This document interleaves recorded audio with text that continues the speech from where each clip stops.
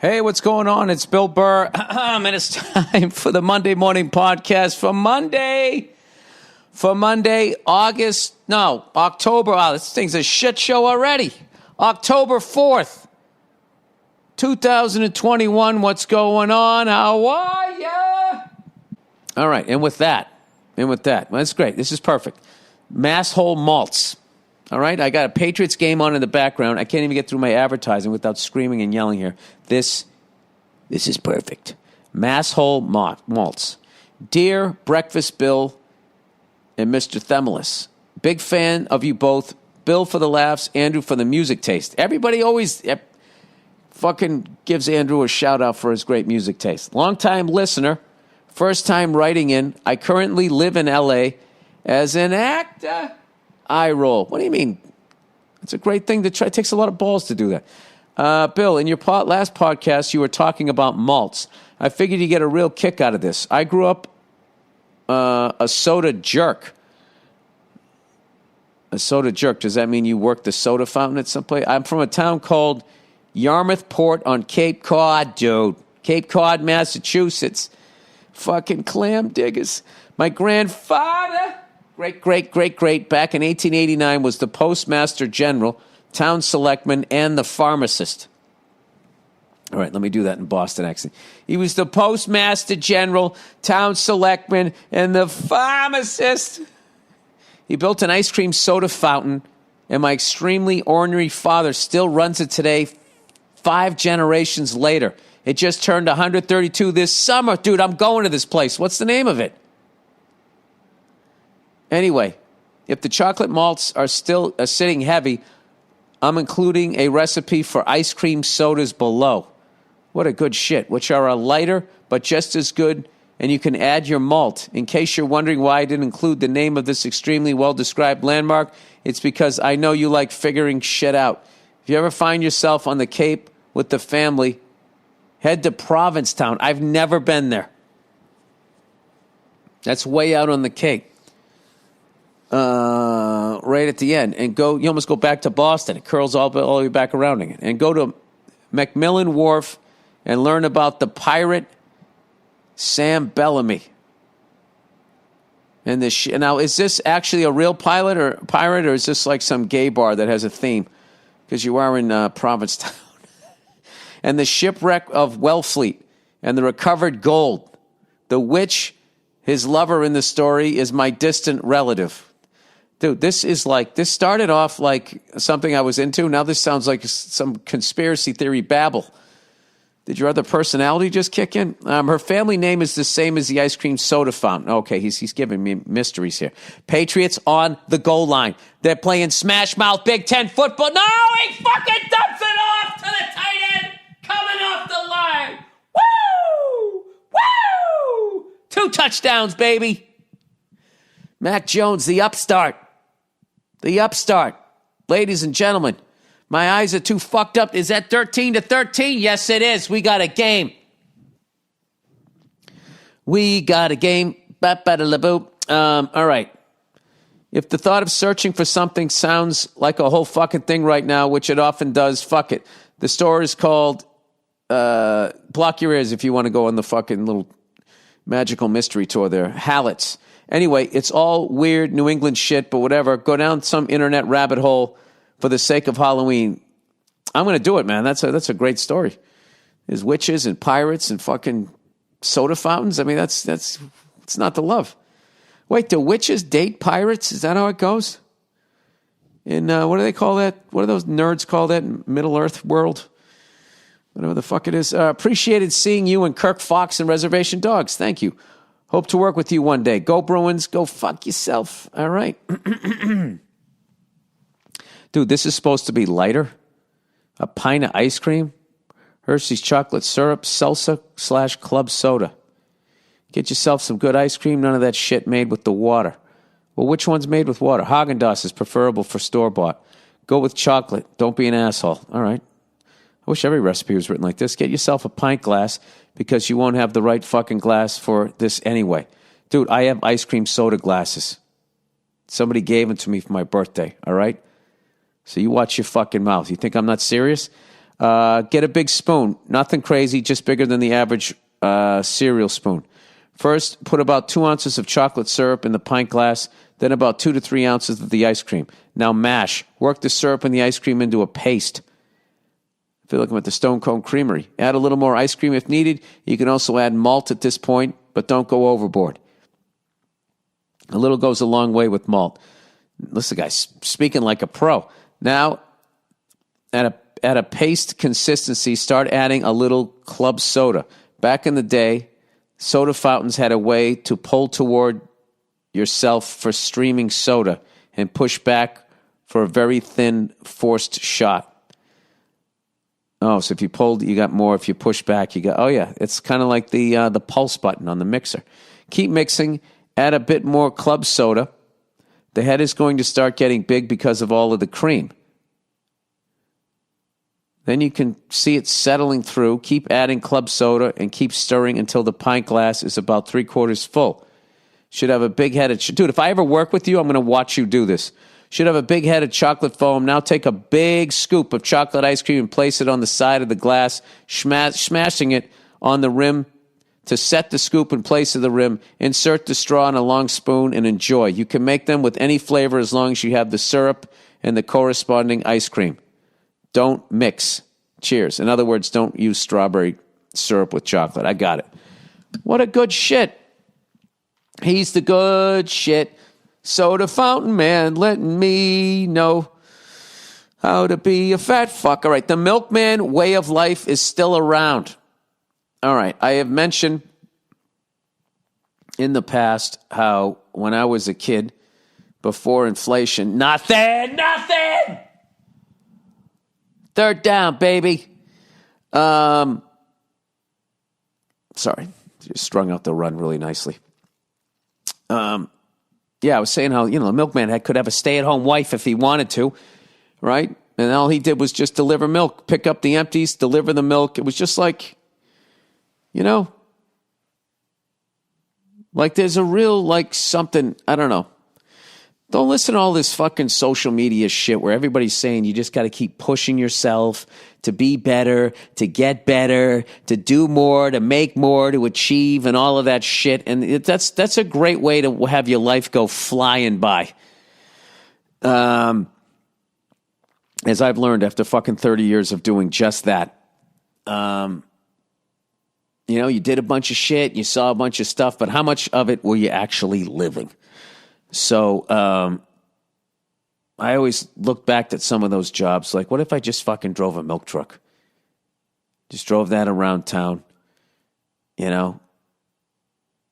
breaking balls with the other guys down at the fucking place. You drop it off, you come home for lunch. Stay-at-home wife has a sandwich ready for you, like the whole old school thing, right? And just saying how it went away because of inflation and all of that crap. Every August we print like $1 trillion and act like this Ponzi scheme is still working. Well, this guy claims the milkman way of life is still around. Dear Billy Burger with a large fries, Burr. I've noticed the past few weeks listening to the MMP and Anything Better that you've brought up how you used to be able to support a family and have a stay-at-home wife while working as a milkman. Yeah, right, like having a regular just blue-collar job around town. Even like a mailman, I think even then, even if you're in the fucking union and all of that shit, you still need that second income, it seems. I mean, granted, back in the day, the kids weren't going, I want an iPad, which back then, you literally asked them for like a spaceship.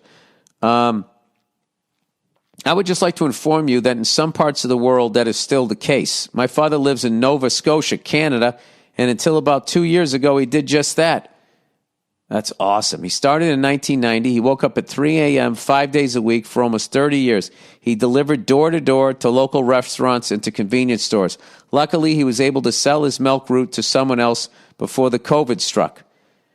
It wasn't a glamorous life we lived, but my brother and I never went without. Yeah, playing sports, always food on the table, lots of presents at Christmas, a typical middle-class white trash upbringing. Yeah, that's my wheelhouse right there. Did Tom Brady just run for a first down at 53 years of age? Did he just do that? 44 years of age?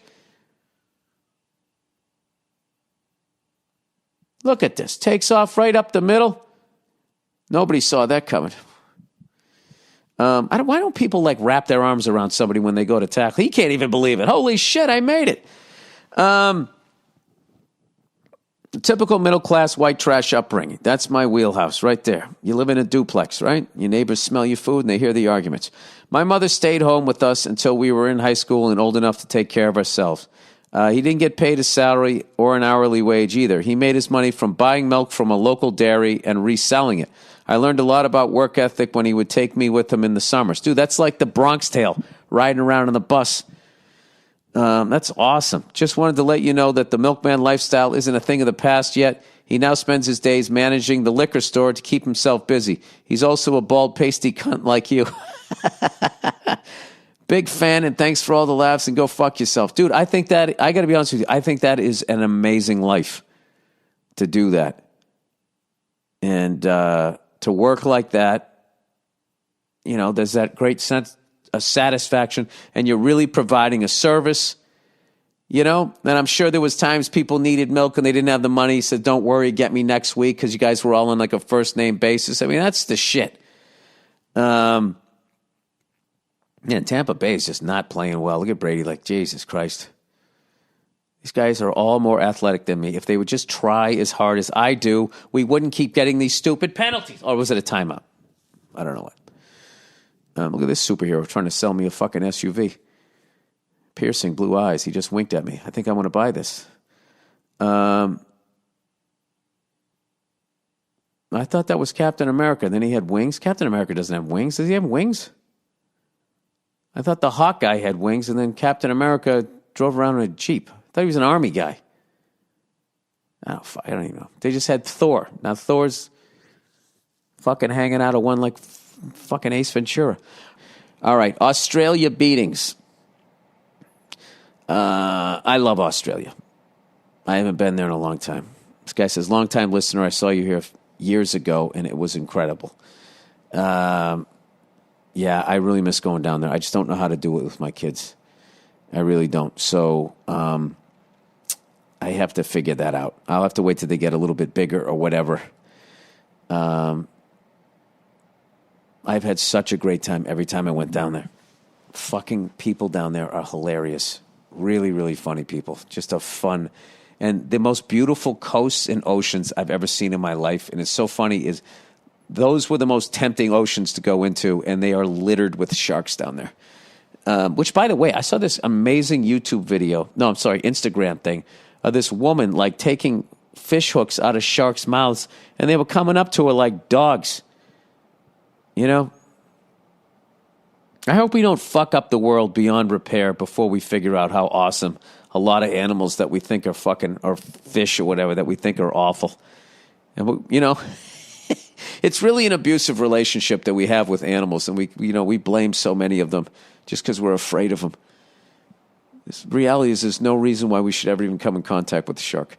Australia beatings. Oh, Jesus, yeah, I saw some of this. I was wondering if you heard about what was going on here. It's very unsettling, the measures the authorities are taking. The physical brutality against people sitting outside in the middle of nowhere without a mask on is psychotic. Yeah, that sounds crazy. I'm sure you've seen the videos of people being beaten with batons for their own safety. That's not why they're beating them at this point. They're just sick of waiting for them to get on board. Beaten, mate. Beaten. Yes, just yesterday, a member of the government said the people who don't cooperate will starve. Yeah, it's going to... I hate to say it, but this is the route it's going to go. Listen, mate, whatever anyone believes is their own right. Yes, whatever you believe is your own right until you're hurting other people. And even if the government wants to err on the side of caution, fine, but what kind of society are they creating when this is the tone? Also, the beatings. All right, yeah, the beatings are terrible. What also is bad is to not get vaccinated and continue help spreading a virus, and you're roundabout killing people's grandparents or their fat uncle or whatever. I mean, what's going on is nuts on both sides. Both sides are crazy and yelling at each other and spiking gallons of milk in convenience stores and beating somebody who's not wearing a mask because they're outside but they're not near anybody, like beating them. Like, what are you doing? Like, all of it is fucking nuts. And, but unfortunately not surprising because war is still legal, you know, and that is solving a problem with violence, you know, and that's how human beings are. It's fucking ridiculous that we've been around this long, that this is what we do, and you see all the fallouts and all the documentaries about all of this shit, and that we still end up doing stuff like that. I think it is absolutely horrific that they're beating their own citizens. And the same way I think it's absolutely horrific that someone, you don't want to get vaccinated, fine. I don't give a shit about that. But you can at least wear a goddamn mask. But like, you're not even going to do that, or act like you do the passive aggressive, like not, put it on properly, and you could kill somebody, and you're so fucking wrapped up in your own shit. I mean, it's just not as obvious as just walking up and beating somebody. I mean, that's just a horrible thing to see. But like, I don't know. I don't get it. But I'm not going to tell anybody what to do. You can do whatever the fuck you want to do. But I mean, what's going on down in Australia is going to be, hopefully, modern medicine is going to solve it the way they've solved everything else. And they don't get credit for fucking slowing down the AIDS epidemic. And now you can live with it. I mean, what they've done is incredible. I had a ruptured appendix in 1980, and I'm still here because of doctors and nurses, because of what they did 40 fucking years ago. So I dance with what brung me. I'm sticking with this. And the internet is brand fucking new, and there's no rules of libel or slander. And you just look at how, I don't know, there's people now all of a sudden think the world is flat. I mean, and that is a symptom of the internet and these giant uninformed think tanks that are going on. It's just, it is what it is. Dude, I'm really sorry that that's going on down there. Yeah, but human beings in power solve things with violence. They always do. Oh, my God. No fucking way. Look at that. Oh, what a big play. We're taking out. Oh, we're going to win. We're going to win this fucking game. Pulling out all the stops. I think Bill Belichick maybe, some of these fucking sports talk radio guys, when Brady won the Super Bowl and they were sitting there going, does that mean that Belichick didn't do anything? I think he took that personally. I mean, that's like the second trick play we've called this game. I love it. All right. Okay, here we go. So, anyways, I do not condone beating people that don't believe in what you're doing. All right. Men not organizing. Hey, Billy Bulbous Bullocks. I was listening to one of your many podcast clips on YouTube, and one thing you said really stuck with me. You mentioned how women are better than men when it comes to getting things done in their benefit because they're able to organize themselves into groups in order to champion for a cause. Yeah, they are good at that. They're good at threatening men, on a one-on-one level in a relationship. All the way up. Although, they're losing big time, in Texas if you're pro-choice, if you're pro-life, I don't know, you think they're winning. I'm not going to get involved in that shit. I ain't stepping in that fucking swamp. Anyway, he said, I think it was your explanation of why feminists, on top of having so much influence, don't seem to have a male counterpart. I don't even know what that means. And he goes, I have to disagree there. I don't know what you're talking about. Wait. It comes the thing, organized, because they're better able to organize themselves into groups in order to champion for a cause. I think it was your explanation as to why feminists, on top of having so much influence, don't seem to have a male counterpart. What does that mean, they don't have a male counterpart? First of all, dude, you're listening to a podcast. This is me just trying to fill up an hour, so God knows. I don't even remember half the shit I say. I have to disagree with there. Oh, you know what? I agree with you. You're right. I shouldn't have said that shit. This is the new me. Just ends these type of conversations. Yeah, you're right, man. Why did I say that? From my experience, the biggest problem is that men who do get together to stand up for their rights are either ignored or immediately labeled as hateful misogynists. I highly recommend you check out a documentary about the men's right movement titled The Red Pill. Interestingly enough, it was created by a lady documentarian by the name of Casey J., who prior to the production of the documentary was a feminist. In fact, the documentary was originally made in an attempt to show how evil men's right activists were. Okay. I don't know much about men's rights activists. I remember a few of them tried to attach themselves to my podcast, and I was reading what they were writing, and it just sounded like a bunch of guys that weren't getting laid. I'm all for divorced guys, though, going to divorce court. What happens in divorce court to most of the time men, but straight across the board to who is ever making more money? Because now you're seeing that with women, now that they're getting opportunities and they're fucking crushing it and they're making a lot of money, and all of a sudden they get divorced and, the guy starts asking for ridiculous alimony. I mean, it's a fucking travesty, whoever it happens to. I just don't understand why there's two people involved. Like, both of you, your relationship failed.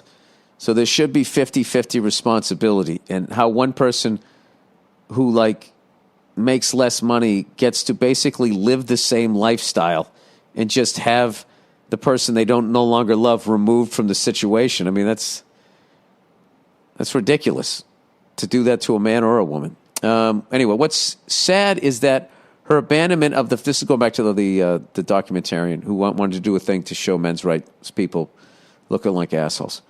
And then she became one, I guess. I guess feminists would say she has Stockholm Syndrome. What's sad is that her abandonment of the feminist label arose when she found herself attacked and slandered by those who she once considered friends in the feminist community, simply because she was giving a voice to a different perspective.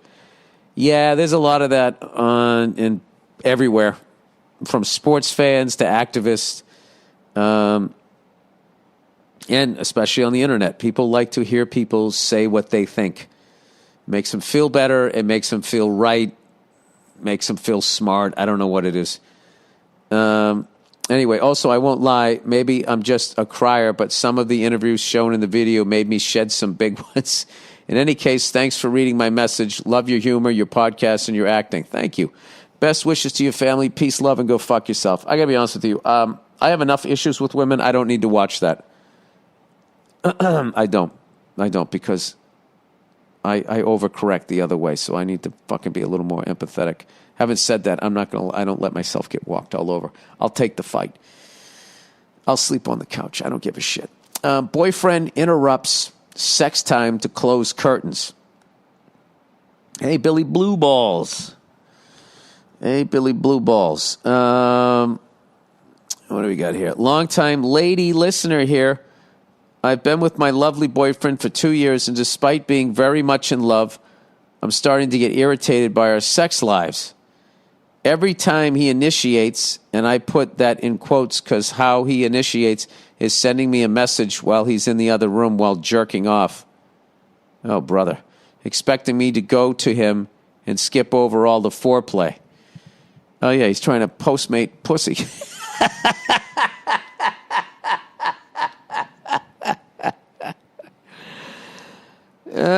This guy is trying to skip all the coming attractions, get right to the car chase. And since I'm kind of easy and I like to have a good time, I think I trained him not to try. All right, well, look at you, taking a responsibility for a little bit of it. That's great. It shows that you're a fully formed adult on some level. So what I would do is, I think you need to sit down and have a talk with them. That's what I'm... Another thing he does is if we do start off and get in the mood, is get up in the middle of undressing, close all the windows and curtains, not an inch of exposure is tolerated, and returned like you would after pausing a game. The problem is he forgets it's an online game, and by the time he's done closing all the windows and curtains, I'm no longer in the mood. Well, how many fucking windows do you have? Also, with all these fucking perverts and cameras, they got drones. He's probably doing you a favor. I've addressed this before, but to no available. He's paranoid someone is watching/recording us while we're fucking. That's a good thing to do, though. Be a little paranoid. I'm sure there are creeps out there, but I feel he's blowing it out of proportion. No pun intended. It's becoming a boring routine where I'm sitting there half naked watching him slowly close the curtains all over the place. That's like when you go to a diner and they bring you your eggs and they like, the toast is coming. It's like, eggs over easy. I need toast with this for the yolk. And then you're just sitting there while the eggs are getting cold. Her eggs are getting cold, buddy. Anyway, how do I convince him that nobody gives a fuck about our sex lives? I used to walk around naked in my apartment, not giving a fuck, but he's very wary of even a few seconds of exposure. Thanks, and fuck you. P.S. Are you doing a Europe tour anytime soon? All right. Okay, so you're more of an exhibitionist. You walk around naked in your apartment without the fucking, curtains closed. I guarantee you some guy figured out a way to look at you and jerk off, because that's how guys are. It just is. It is what it is. Okay? It's like snow in the winter. If you're fucking a woman and you're walking around in your apartment naked, eventually one day you're going to look and there's going to be a guy's head looking in the window. It's going to happen. All right? We do not live in a perfect world. Act accordingly. So I don't know I would, this is easy. You just need to talk to him. Just say, listen, how about you go downtown a little bit instead of fucking, going right to cruising altitude.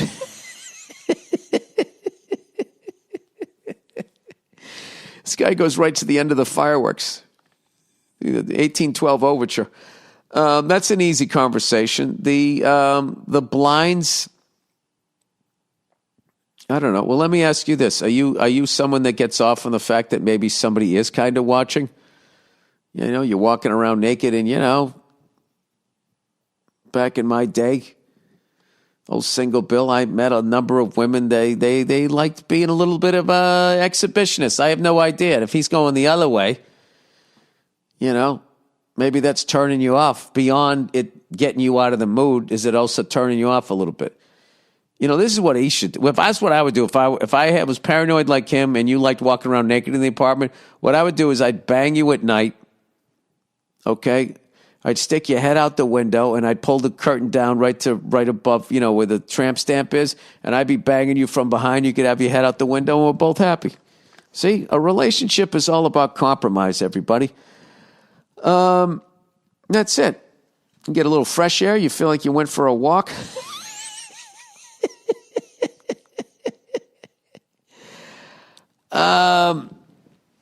So anyway, that is the, sorry about that, everybody. That is the podcast. I'm watching this here. Tom Terrific is going down the field.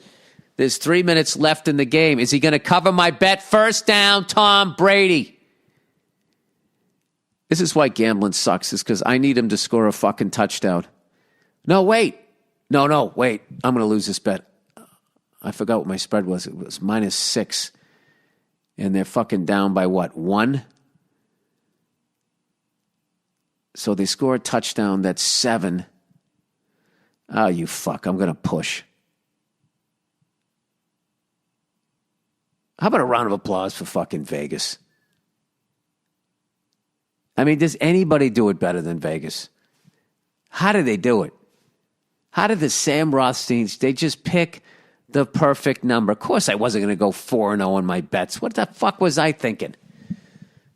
All right. Look at Bruce. I mean, this is just his dream gig. He's 69 years old. He's on his way out. He's got a player coach, the greatest quarterback of all time.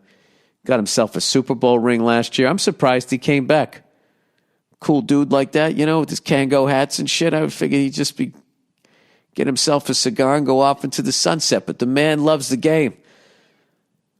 It's one of the hardest stares I've ever seen in my life. He's still thinking about running out of bounds. All right. This is the end of the podcast, but I'm going to stay on here for the final couple minutes here of this Patriots game. Tom Brady, all right. All you guys are faster than me, but no one knows the game better than me. Just do what the fuck I say, and we're going to win another one, okay? On two. Ready, break. Bill Belichick. Squinting as always, emotionless. 2nd and 8, it says right on the grass. In case I couldn't read it at the bottom of my fucking screen. Tom Brady going for it. Oh, fuck. Oh, I thought that was going to drop in there. All right, 3rd and 8. 3rd and 8.